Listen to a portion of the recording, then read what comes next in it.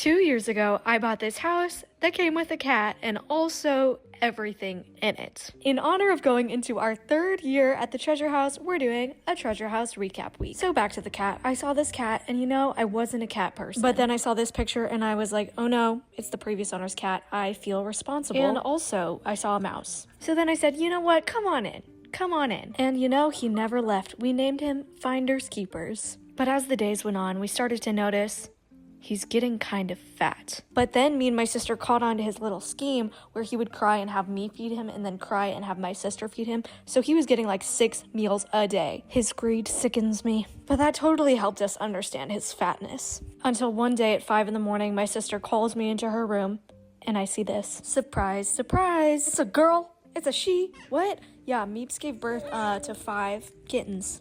5 of them. So not only were we super inexperienced in taking care of a singular cat, now we had to figure out what to do with 6 cats. We're just making it up as we went. Obviously, the first couple of weeks, it's really Meep's job to keep them alive. They're kind of like incapacitated rats. Once they got a little bigger, oh my gosh, you guys.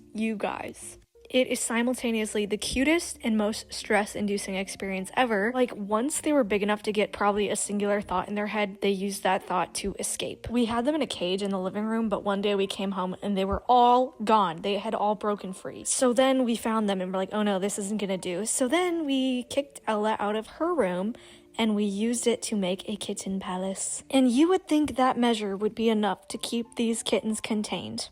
But you would be sorely mistaken because they learned how to open the door.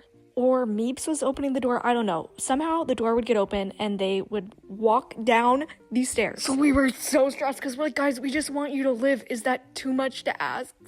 So then we're like, okay, keeping them in a contained room isn't enough. We need to fix the door opening. So what we did is we got a string and we tied it from one doorknob to the other doorknob. And that actually worked for a while until the great kitten disaster, where my sister, of course, was sleeping in the living room because she got kicked out of her room, was awoken in the middle of the night by a distressing meow like meow, meow, meow, meow, meow. She gets up and sees that the orange cat has not only opened the door, but has somehow completely wrapped itself in the yarn that was supposed to prevent the door from opening, and then it proceeded to fall down the stairs and is now free hanging like an acrobat. So Ella is freaking out because this is straight out of the horror movie, but she rescues the cat. But then we're like, really? Like, we put so many protective measures in place and you use them against us. All because someone wanted to audition for The Greatest Showman or something? Like, I don't. In the end, we were able to give all of them to loving families. And we kept one of the black ones and named it Squid. But truly, the cat distribution system will come at you fast. And once you are drafted,